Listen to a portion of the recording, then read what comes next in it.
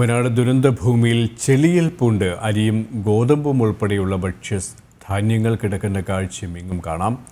തകർന്നടിഞ്ഞ ration കടകളിൽ നിന്നും മറ്റും ചെളിയിൽ പൂണ്ടുപോയവയാണ് ഈ ചാക്ക് കണക്കിന് ധാന്യങ്ങൾ.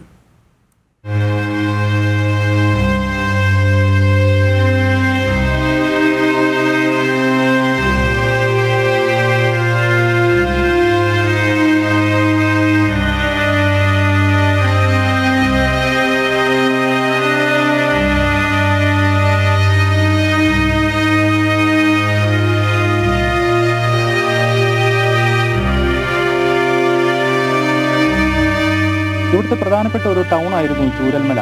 ചൂരൽമലയുടെ ഇപ്പോഴത്തെ അവസ്ഥ കണ്ടു കഴിഞ്ഞാൽ നമുക്ക് തന്നെ പഴയ ദൃശ്യങ്ങളുമായി ചേർത്ത് വയ്ക്കുമ്പോൾ ഈ പ്രദേശം തന്നെയായിരുന്നു ഇത് എന്ന് സംശയം തോന്നും. ഇവിടെ ഒരു റേഷൻ കട പ്രവർത്തിച്ചിരുന്നു.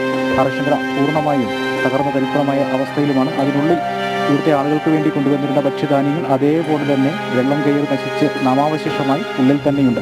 അതിൻ്റെ എന്താണ് ഇപ്പോഴത്തെ അവസ്ഥ എന്നൊക്കെ അറിയുന്നതിന് വേണ്ടി ഇവിടുത്തെ ഒരു പ്രദേശവാസിയായ ആൾ ആ റേഷൻ കടയിലേക്ക് എത്തുകയും ഇവിടെയുള്ള നീക്കം ചെയ്യാൻ പറ്റുന്ന സാധനങ്ങളൊക്കെ നീക്കം ചെയ്ത് അങ്ങനെയുള്ള കാര്യങ്ങളുമൊക്കെയായിട്ട് മുന്നോട്ട് പോവുകയായിരുന്നു. സാധാരണ ജീവിതത്തിലേക്ക് തിരികെ വരുന്നതിൻ്റെ ഭാഗമായാണ് ഈ ഒരു 10 ദിവസത്തിന് ശേഷം ഇവിടുത്തെ നാട്ടുകാർ ഇവിടുത്തെ സ്ഥിതിവിശേഷം ഒക്കെ എങ്ങനെയുണ്ട് എന്നറിയാൻ ഓരോ കടകളിലേക്കും ഹോട്ടലുകളിലേക്കും ഒക്കെ എത്തുകയും ചെയ്യുന്നത്. ചേട്ടൻ്റെ പരിധിയിലുള്ള ഒരു റേഷൻ കട കൂടിയായിരുന്നു ഇതല്ലേ? ഇവിടെയാണ് സ്ഥിരമായിട്ട് നമ്മൾ അരി വാങ്ങുന്ന റേഷൻ കടയായിരുന്നു. ഇപ്പോൾ എല്ലാം നശിച്ചു പോയില്ലേ. ഇനിയിപ്പോൾ ഇത് എങ്ങോട്ട് മാറുമെന്നൊന്നും അറിയില്ല. നമ്മൾ കുറേ നീലിക്കാപ്പിൽ കുറേ ജനങ്ങളുണ്ട്. ഓരെങ്ങോട്ട് മാറ്റുമെന്ന് പിടുത്തമില്ല. ഇപ്പോൾ പണിയില്ല, ഒന്നുമില്ല. ഇവിടെ തന്നെ ആയിരുന്നു സ്ഥിരം ജോലി. ഇതിപ്പോൾ എങ്ങോട്ട് പോകുമെന്ന് നമുക്കൊരു പിടുത്തമൊന്നുമില്ല.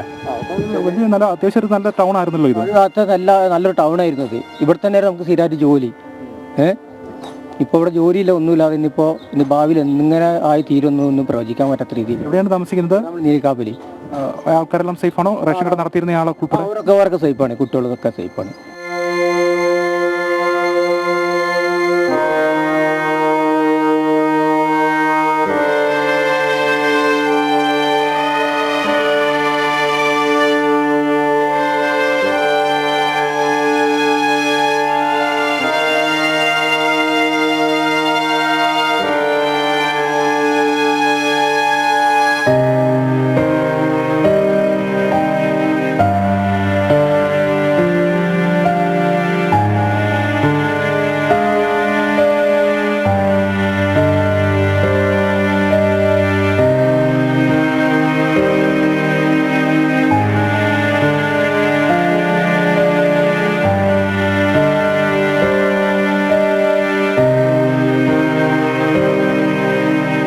ദുരന്തഭൂമിയിലെ മണ്ണിൽ കൂമ്പാരമായി കിടക്കുന്നത് ചെളി മാത്രമല്ല, അരിയും ഗോതമ്പും അടങ്ങുന്ന ഭക്ഷ്യധാന്യങ്ങളുമുണ്ട്.